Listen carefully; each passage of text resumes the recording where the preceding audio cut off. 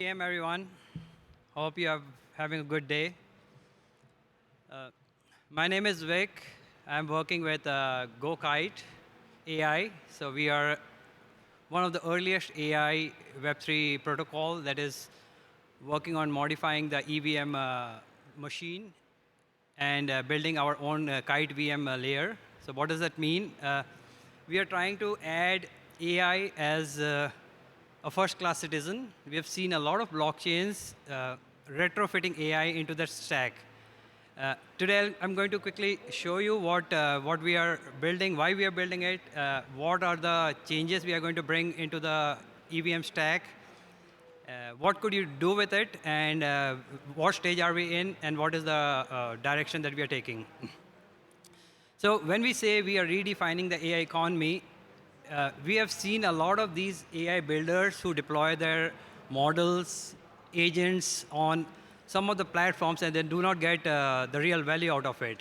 What I mean with that is, if you are a good model developer, you upload it on a platform and people keep using it, the platform benefits from it, but the model developer or the agent developer in the new agentic world really do not get the benefit out of it. And that's something that we want to change with Kite AI by creating an attribution or like the proof of ownership of the contributor to the platform on chain, which will use some logic very similar to what we have seen with the chat GPTs of the world based on how much usage that has been done on the platform by the end users, the builders, and the contributors of models and agents would be rewarded based on that.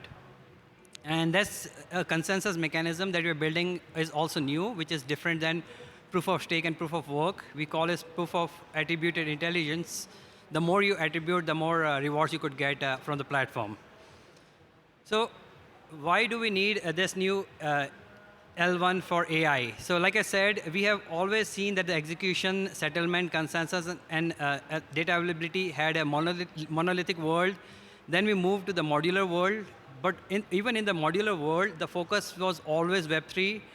And the AI data, until today, is not registered on any chains. So what we thought is, if we start adding AI compute across these layers, whether it is the execution layer, the settlement layer, the updated consensus layer, which is like the proof of AI, and also add some of this information in the data availability layer, we will be able to advance the overall Web3 ecosystem by adding AI metadata into the stack, into the EVM stack.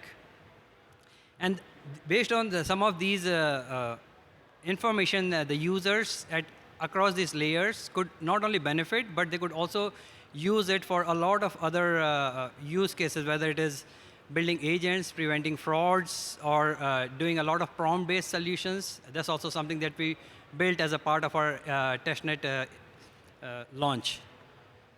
So the current problem, so if you look at it on the top, the state, the transaction, and the new state or the updated state. So and that is something that we see in the EVM ecosystem. So there's a certain state of the block, and then there's a transaction that takes place. In this case, it could be a swap, a withdraw, a transfer, or a bridge, which mutates the state, and then you get an updated state.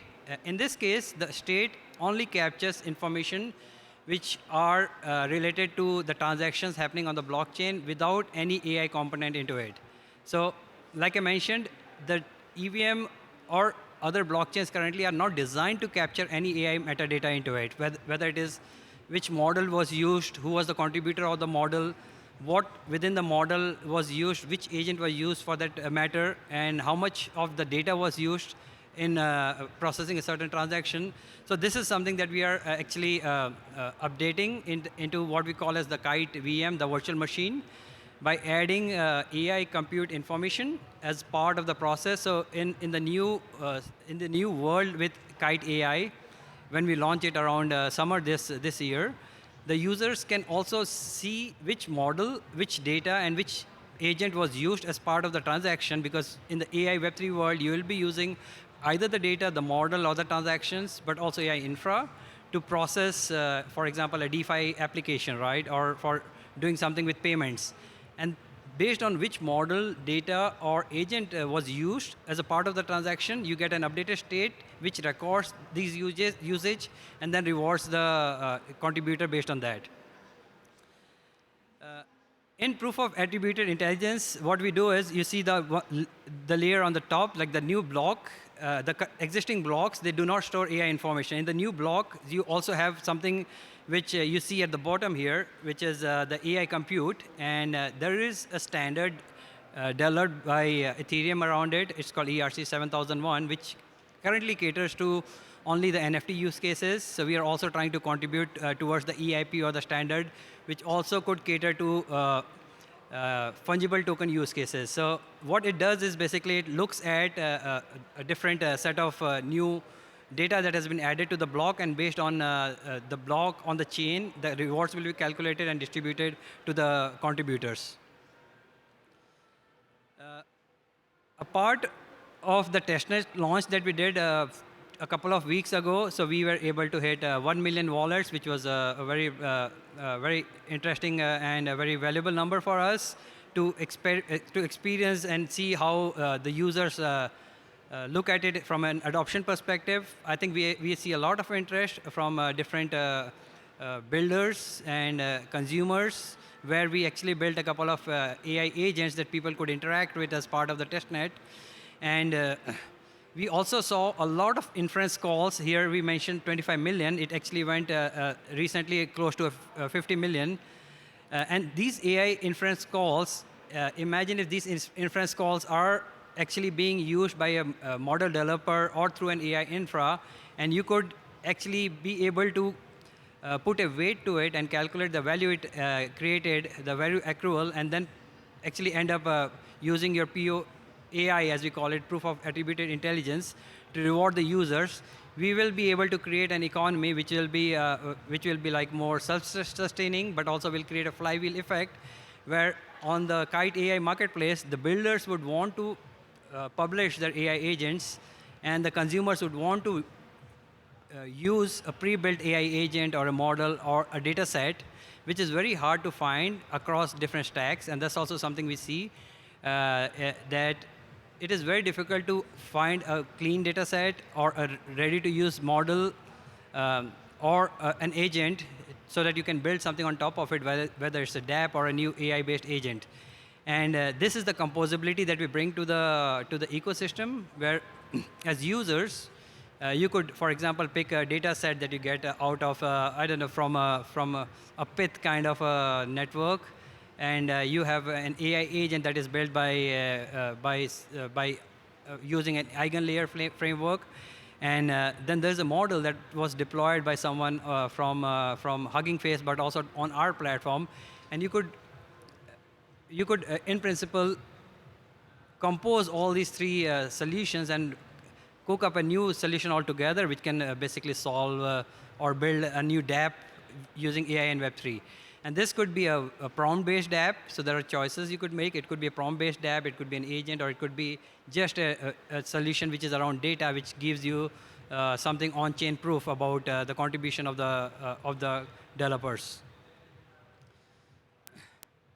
So like I mentioned, in terms of protocol development, currently EVM executes only the smart contracts, and the smart contracts only takes information and sends it to the bytecode, which do not have any AI data into it. So currently the EVM smart contract doesn't have any of these opcodes, and that's something that we are trying to add, which will actually also include some of these models and inferences call into the opcodes.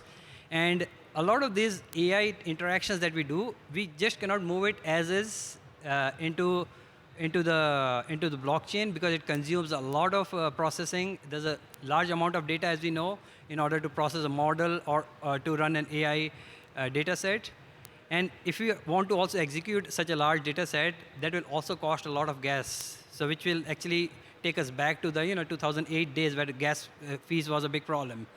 So our approach, like I mentioned earlier, is to create an AI-specific execution layer, so a smart contract which also includes information about AI execution in it. And this AI execution, in this case, is adding some of the new AI opcodes. And the opcodes in this case could be something around AI model, AI inference, or even AI metadata for a certain domain.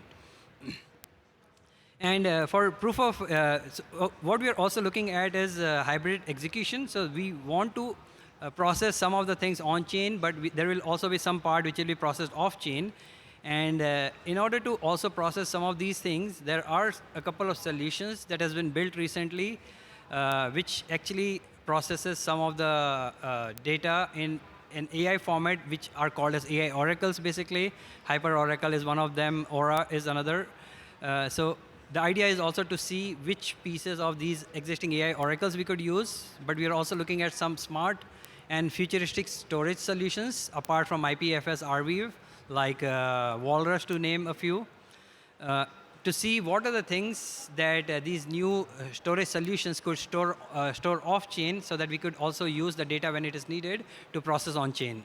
And we could always create a hash and a pointer in order to detect which transaction was processed on which particular data set. In terms of proof of AI consensus, like I mentioned, so we are also going to add a validation mechanism where the proof of AI will go and validate if the contributor has a certain profile, if it was not a spam, and the bot prevention around it, but also the overall security, so that people could not very easily gamify the system. I think it's also very important when we are adding an incentive structure to a new system. It's very easy to bypass the system with either bots or by doing an MEV attack. So that's also something that we are currently exploring. So in order to build something like this, it's a Herculean task. We read a couple of research papers. We are working with 40 plus top universities across the world, but also working with some of our top Web3 industry partners, whether it is EigenLayer, whether it is Avalanche. So we are an Avalanche sovereign chain. That's the decision we took to deploy everything on EVM, because one, it's an existing ecosystem of developers and projects that could build on us and utilize the AI value that we bring to them. At the same time, it has all the cross-chain compatibility that we require in the EVM world. So the two options is either we fork an existing EVM, and that's the choice that we are taking, or the other one is build everything ground up, which actually is a very time-consuming cost and cost-wise and a very complex affair, and we don't even know if we'll be successful at the end of that experiment.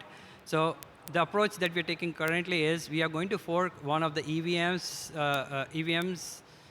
clients, and then we are going to create our own Kite, deploy our own Kite virtual machine, which will have some of these changes that I mentioned across the layers in terms of the execution, the settlement, and data availability, as well as the consensus mechanism. So what we have done is we have reached out to a lot of researchers to try to come up with research papers. So there are multiple research papers that will come out from Kite ecosystem. One will be around the entire approach of how we are doing the proof of intelligence. There will be a protocol paper that we would also want to distribute with the ecosystem, so that they understand how this entire Kite VM ecosystem was developed. So like I said, so there will be like AI optimized state management, where the AI models, weights, inference, and output and metadata would be stored on chain. And the storage, like I said, will also use different mechanisms, whether it is Merkle trees or blobs that can be stored also on storage with a Walrus-like solution. We are going to have AI-specific bytecode, like I mentioned. So for example, you could add AI model in this case, which model was used, which inference was used. And we are also looking at the mechanism to add proofs to it, whether it is it's an optimistic proof or whether it's a ZK-based proof. There will be proofs that will be generated, so that people could actually go and verify that they were the contributors and they can get value out of it. For proof of AI consensus enhancement, so we are going to add AI-generated information to the consensus mechanism.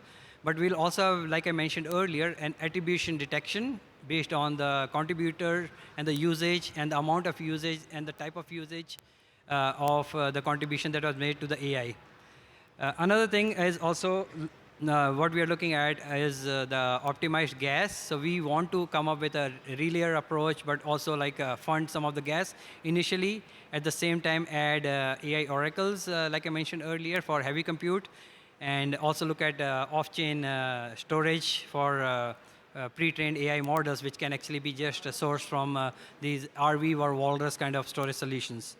So this is ERC 7007 that was written earlier this year, which actually caters to the AI-based use cases with the AI opcodes into the VM stack. Currently, this 7007, like I mentioned, is very focused on NFT use cases for ownership. And that's something that we will have for model owners, but we also want to have more non-NFT based use cases where the transactions are also captured in the AI transaction data is also captured into the blockchain and stored on the blocks. So if you want to follow us, we are on Kite AI. We are called GoKite.ai, and we launched our testnet V1 recently. We'll have a testnet V2 end of March, and then by the summer we'll have our mainnet launch. So we're looking at partners who would want to build an AI Web3 based novel solutions. So if you are interested to build with us, we are part of the Avalanche Infra Build program as well. So we could help figure out some novel use cases around AI and Web3 that you would want to build for different solutions. We are also looking at a subnet architecture stack, which is similar to what we have seen with the bit tensors of the world.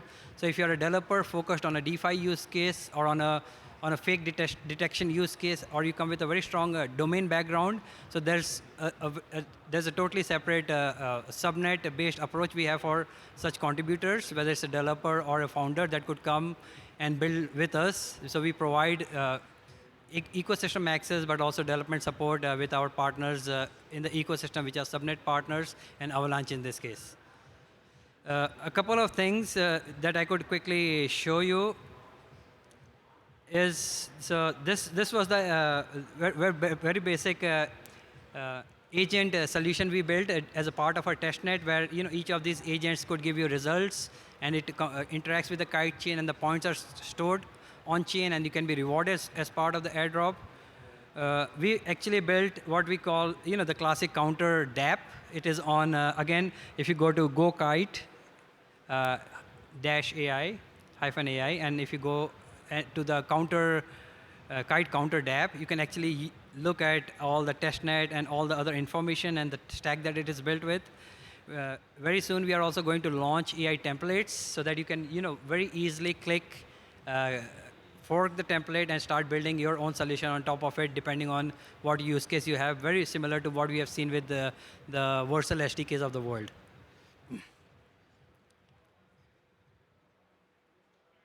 Yeah, that's pretty much it from my side. Thank you so much for listening. If you have any questions, I have a minute to take them.